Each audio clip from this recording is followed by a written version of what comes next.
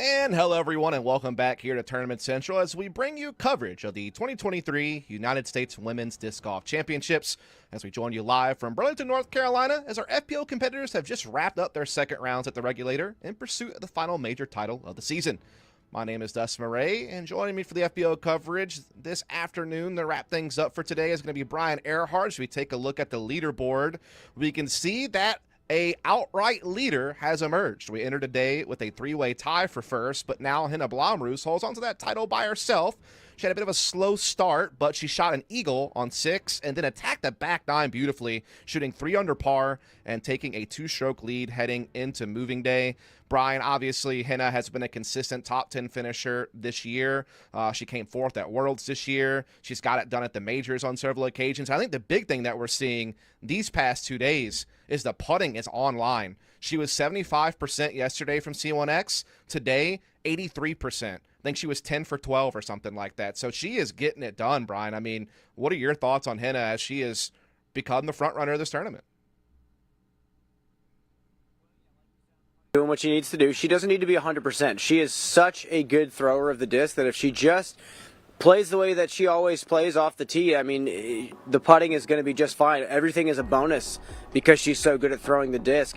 The one thing that I'm pretty impressed by is the slow start and being able to bounce back from that. I mean, going 3 up to the first 4 on this course, it's kind of scary. I mean, there's a lot of holes that can go either way. That 3 over par through 4 can go to 6 over par through 8 very quickly if you're not on your drives. And early on, she struggled throwing the push hyzer line. She swung those hyzers too wide and on like 2, on 3, some of those tee shots where you have no room off to the right side to actually drag the hyzer. She struggled, and she got herself to some terrible situations. She scrambled well. She came back from those situations as well as you possibly could. And yeah, I was just impressed with the resilience out there. And yeah, the putting is impressive, but I've always felt like it's day to day with her. And right now she has the confidence, and it seems to be working. Yeah, I think the other big thing was just getting off of 18 without taking any strokes. I mean, that has been something that has been do or die for a lot of players so far this week, is whether or not you can get through 18 without taking damage. And just in general, I feel like this course has had a lot of scoring separation. Brian, can we just kind of talk a little bit about the course overall? I mean, you obviously had your opinions about it after day 1. It was brand new to everyone, really. Now we've had 2 days in the books, and today was very windy. And I feel like conditions are only going to get worse, right? When we got a tropical storm on the coast that could be blowing through on Saturday. So kind of what are your thoughts on the course for the rest of this weekend and what you've seen so far? Well, yeah, and I talked to Henna, and she mentioned that the wind wasn't affecting in the woods as much as people were saying. So I kind of felt the exact same thing. Only in certain random spots in this course was the wind picking up to 10, 15 miles an hour. That's why I was so confused about the performance of the lead card. It just so happened that everyone except for Henna, who picked it up late, just had a tough day out there. The thing about this course is if you're off by just a tiny bit on some of these little flip-up lines, you're going to kick off into nothingness, and a bogey is going to be a great score.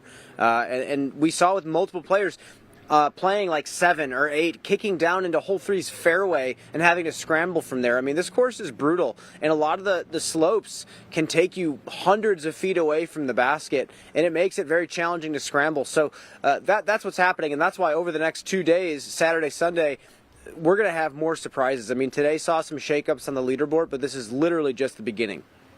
Indeed, it is. Now, another shakeup on the leaderboards. You see it right there. Kristin Tattar, she entered into the day, sat in 7th place, 3 strokes behind the lead after shooting a 3 under par yesterday. A cold start, but would battle back to keep herself in contention. Today, a similar story. Slow start with a double bogey on hole 4, but picked it up from there, keeping the card clean for the rest of the day, and shooting 4 under par to go 7 down overall, and put herself just 2 strokes off the lead. We got to catch up with her after her round.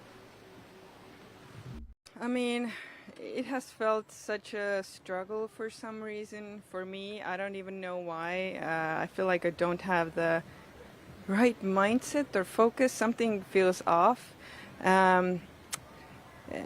So, yeah, coming into today, I told myself to turn things around, but then I took a double bogey again, and it felt like the same struggles as I had yesterday. And I mean, I don't know. I was a little bit grumpy on the course, I'll admit. But I mean, I'm here. I'm playing. I'm not going to quit. So I might as well try my best. And whatever comes out of it, comes out of it. And that's all I can do. Some players talk about how difficult it is to change something physical in their game in the middle of a tournament. What about feeling like, as you said, that you need to change something mental? How do you accomplish that? What might you do between, say, today's round and tomorrow? I feel like there's also something going on with my throwing. It's not necessarily only mental. It's because of my throwing isn't as good, and then it's affecting the mental game. So it's kind of like a mixture of everything. But like I said, I'm here. I'm not gonna drop out. I'm gonna finish the tournament. So I might as well just do my best, and that's all I can do. And sometimes it doesn't work out the way it has been before, and it's hard in that moment. I'll admit it's hard because I've been used to playing very good golf, so I feel like it's been a bit of a setback taking double bogeys and missing putts and missing fairways, but it's all part of the game. All I can do is just focus on the next 2 rounds, and that's all. How close will you be watching the weather conditions as we go into tomorrow? We've been told to expect a wet overnight and possibly lingering storms through the day tomorrow. Whether or not that suspends play, we'll see. But knowing that it could be very wet, very muddy, what might you do, if anything, to handle that? I think it's better not to think about it. If that situation comes, I will deal with it. But there's no point in worrying about it right now. I'm just gonna do my normal stuff, go about the day, and if the weather hits, I mean, we'll see how it goes. Today it was even a little bit scary. In a few moments, the trees were cracking, even with that wind. So we'll see how it unfolds tomorrow. Well, your mental state sounds like it's in a pretty good space to me. Congratulations on a good round today. Best of luck over the weekend. Well, thank you so much. And despite a little bit of a slow start this tournament, the clear #1 player in the world has now put herself right on the heels of that first position, just 2 strokes off the lead. Obviously, she already has 10 wins this season, including all 3 majors, becoming back-to-back world champion very recently. And obviously, the victory this weekend would allow her to make history, Brian. It would be the first time an FPO player would sweep all majors in a single season, where we've had 4 majors as a part of it. Throughout that interview, I feel like we learned a lot, Brian. Like the mental state is something that Kristin has almost perfected in a way in comparison to a lot of the field, but there is also signs of fatigue that I think herself and really everyone's feeling at the end of the season. So what are your thoughts on Tattar as she tries to, just push through? Because today's round proved that she has the grit, to continue on. Mm-hmm. Well, I have to say this. I think she's also telling us that she hasn't perfected the mental game yet. And we got clues at the World Championships when she mentioned the little phrase, when everything's going your way, everything feels easy. And then when everything's not going your way, everything feels very difficult. And you know what? I think that's what she rode for a long time, was that wave of where everything was going well. It's very easy to be confident when you're winning all the time. But when things start to slip up a little bit and you start to continuously try to execute shots and it's not working out, that's when things start to get real tough, and she's feeling that right now. But not just her. I looked around this whole week. The field looks tired. Not just, physically, but also mentally. I think everybody is just feeling the weight of these 4-round tournaments stacked on top of each other. Tournaments with weight, like the World Championships, the playoff event at Maple Hill, this tournament right here. And it's hard to come into the week after just finishing and coming off of an emotional high and having to reapply that same energy and focus into the next event. So I think a lot of players are just really feeling that. Like this ending stretch of the tour has been brutal. And I think everybody knows it. Everybody knows that it's one of the most unprecedented finishes to a season that we've ever seen in regards to the intensity, so to speak. Right. So I think it's inevitable. And I think we're just going to have to see who can outlast and who can survive the rest of this week. They get a week off next week, and then they can zone in and finish out with Throw Pink and then the Tour Championship. But, man, these ladies definitely need a break. It's been a tough stretch. Indeed, it has been, but you have to give props to Tattar again, biting down on the mouthpiece, so to speak, and, getting through the slow start, shooting 4 under par and putting herself back in contention for the title again to try to make the historical moment of the Grand Slam. But another player who made a big move today is Rebecca Cox. Now, Rebecca Cox early in the season had a couple of big finishes. She came 4th at the Open, 4th at the Beaver State Fling. She had a top 10 at Portland. She was 11th at Champions Cup. I mean, she was putting together a season, but she struggled her last 5 events of the year, putting her out of reach of the Tour Championship. But she was able to put that all behind her today as she shot 2 under round 1, and today shot 4 under to go 6 under overall, putting her 3 strokes off the lead, putting her in solo 3rd place, and we got to catch up with her after the round. Rebecca Cox, after round number 2 in the clubhouse at 6 under par for the championship. An excellent start to your day. Talk us through those first few holes in your front 9 where you managed to succeed with 4 birdies. Yeah, I just put myself in position, cleaned up some shots that I threw yesterday. Yesterday was like a really good read of what discs I should have been using, and I think I just made the right decisions today. As the wind increased during the course of your round, how did that begin to impact play on this course? A lot of players weren't quite sure exactly what the wind would be doing in certain situations with the woods. What was your take on that? Yeah, we did end up feeling the wind a good bit in the woods, more than I thought. And yeah, that really just gets you to focus on keeping everything clean. And I was really trying not to turn my nose up at par out there, because I did kind of biff some opportunities that I put myself in, but I just told myself that par is good.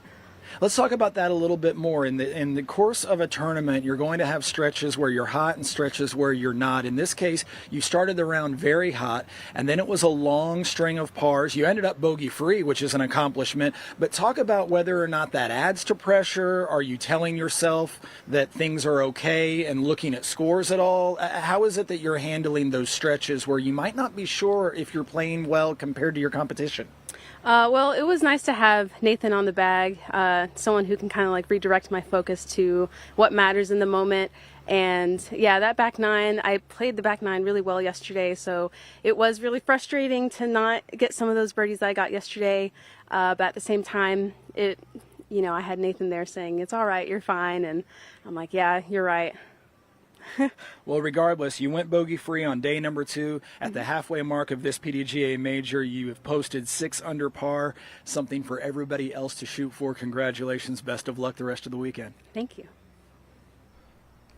And well, Brian, let's talk about Rebecca Cox, because not only did she shoot the only clean round of the day, so far she has shot the only clean round of the entire tournament through the first 2 rounds. Again, 4 under par, putting her just 3 strokes off the lead. A fantastic feat on this course that we know throws a lot of challenges at our players. What's your thoughts on someone being able to get through this thing spotless? Well, what I liked hearing was that she shot well in the back 9 in round 1, and then she shot pretty average on it today. So she's figured out the front and back 9. She birdied quite a few holes today on the front 9, which is scoring much harder than the back. So tomorrow she could put 2 and 2 together and have a great front and back 9 and put together a double-digit round. She's a great player in the woods. She's a great hyzer flip thrower. The funny thing is, she shot the round that she did today putting 43% from circle 1. She had a rough day on the putting green. So right. If that just comes along, there's a few extra strokes right there. She's right in the mix just like everybody else. And we watched our lead card today struggle. We could very easily see that tomorrow. We could see it on Sunday. I don't think anybody's safe. So if she just keeps putting together solid numbers like that, anything can happen. Speaking of solid numbers, let's talk about our final member of the lead card heading into Moving Day tomorrow, and that's going to be Eveliina Salonen. Of course, she entered the tournament ranked 7th in the UDIS World Rankings, and she's a player who has had a lot of good finishes. She came 5th at Jonesboro, 3rd at PCS Open. She was near the top 10 at the European Open. She came 4th at Worlds, and she finished 4th last week at the MVP Open. So a lot of big, numbers under her belt, I guess you could say. She shot 2 under par day 1, 4 strokes off the lead, and today she shot a 3 under par to go to 5 under overall. That's going to put her, like I said, on the lead card for tomorrow, joining her fellow Finn, Henna Blomroos, in that mix. We kind of know that's been a combo that has done oh so well, particularly throwing, and Eveliina has also been someone, in my opinion, who has stepped up the putting this season big time, especially the last couple of tournaments. So kind of what's your take on seeing Salonen make her way onto the lead card for tomorrow? Well, she's riding the high of having fun playing this game again, Dustin, and I think that's an irreplaceable thing. I mean, it's such a grind when you're not putting it in the basket. when she was talking about it during the presser earlier this week, I resonated with that. I know exactly how she was feeling when she's missing putts and people are remarking that she's missing putts. It starts to become a part of your identity as a player, and it just makes you not want to play anymore. But the moment you kind of break through, you have a few tournaments in a row where things are starting to work, the disc is finally popping out of the hand again, you get excited about going back to the disc golf course. And at this point in the season, for her to have that happen, that is fantastic, and it's great momentum to carry into the next event. Indeed, so that'll kind of wrap things up for our lead card. We are going to take a short break, and when we come back, we'll start talking about our chase card, and one of those players will, of course, be Jessica Weese, who has had a solid tournament thus far. We'll hear about her and more after the break.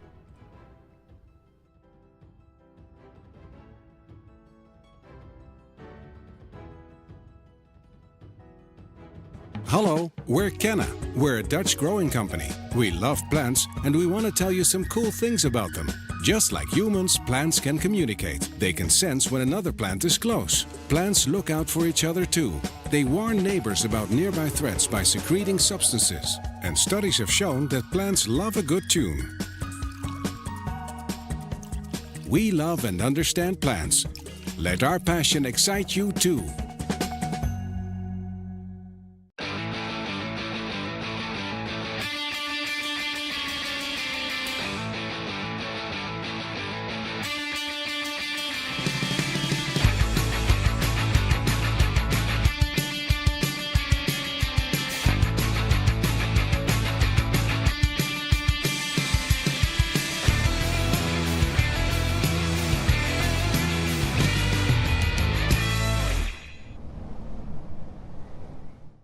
TeamDiscraft.com.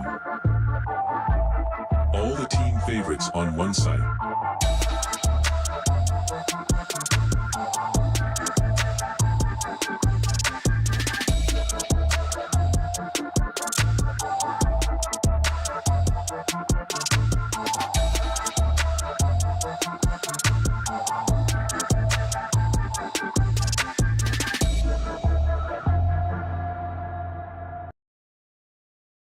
And remember, folks, you can catch the rest of our USW DGC coverage and more upcoming Pro Tour events live on the Disc Golf Network. Use code USWDGCTC at checkout for 20% off your first month. You can scan the QR code on the screen that you see right there in front of you, or you can hit the link in the description to subscribe today.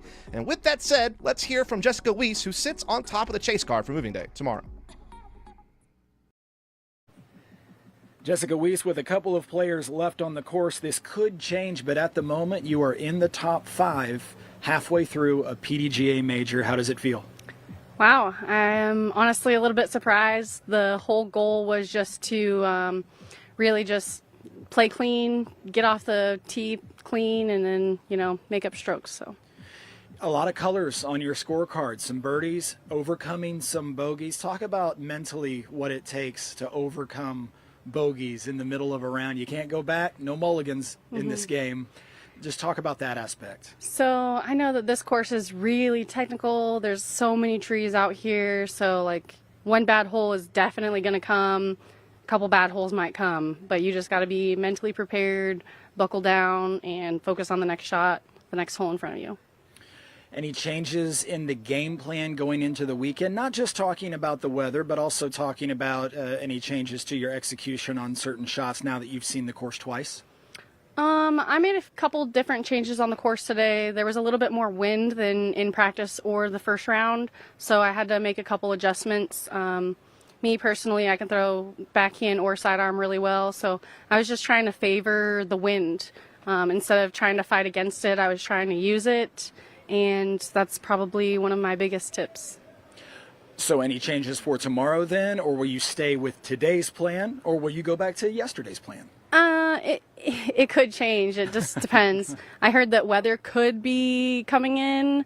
So if that's the case, I'm just going to hopefully, play for par, nothing crazy. Jessica Weese, well positioned at the halfway mark of this PDGA major. Thank you.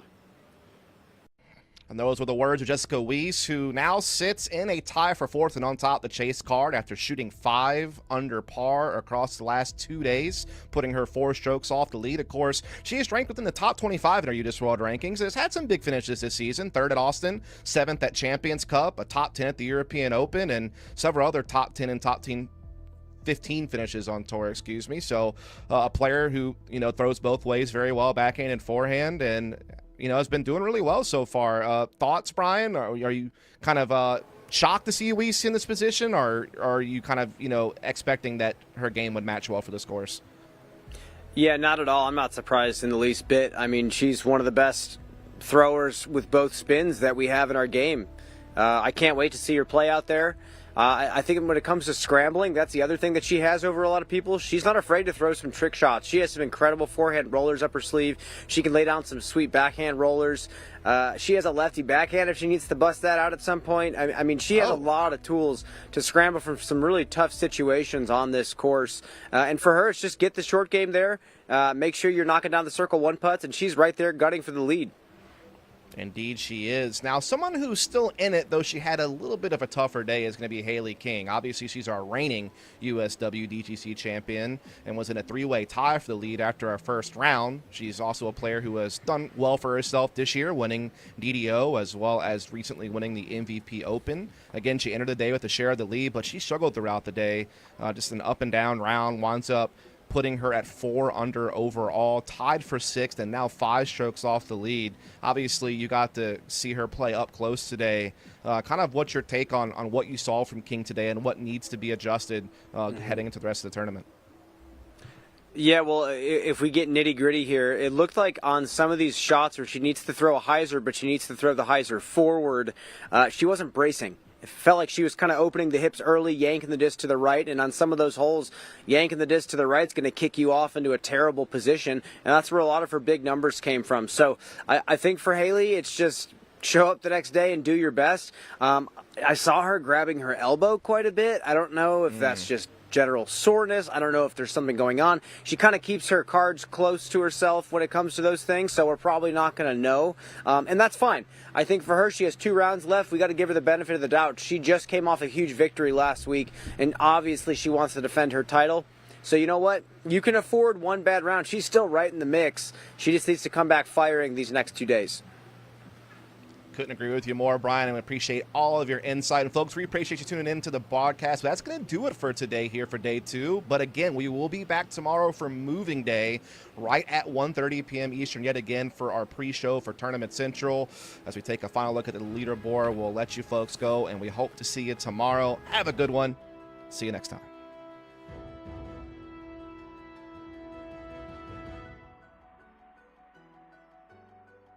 Get ready for an electrifying fusion of disc golf and art. Disc Golf Strokes, a Uplay fundraiser that will creatively blow your mind, featuring some of the biggest names in professional disc golf. Each 6-foot canvas is up for auction along with the artist's smocks, disc brushes, and other exclusive disc golf items. Every dollar helps fund Uplay's educational events, and we're currently raising money for our trip to Uganda and Kenya, Africa this October. Disc Golf Strokes, where the thrill of the game meets the power of art to benefit the world. What makes the Halal Guys so deliciously different? You might have heard of our famously long cart lines in NYC fans happily stand in. Today, with over 100 plus restaurants across the globe, we are your place to experience authentic American halal. Enjoy our delicious falafel, Euro sandwich, platters, and sides topped with our famously flavorful white and hot sauces. Order online today and taste how we make different so delicious. The Halal Guys, bringing something deliciously different to the table. PDG Event Support Helpline. Hey, I was wondering if I could add some rules to my tournament to make it a little unique. Sure. You just need a waiver from the Director of Event Support. Okay, great. An island green? Shouldn't be a problem. And elevated baskets? Yeah, we get those all the time. Oh, and forehands only? Sarah, we've been over this. Sorry. I mean, but I don't see why we can't try it. I mean, everyone loves forehands. Like, you can go right, you can go left, you can throw straight, you can throw high, you can throw low. While I do have a lot of different versions of the Thrasher in my bag, the main go-tos are those Thrashers that I got when I first joined the team. And that just tells you how consistent those stock runs are.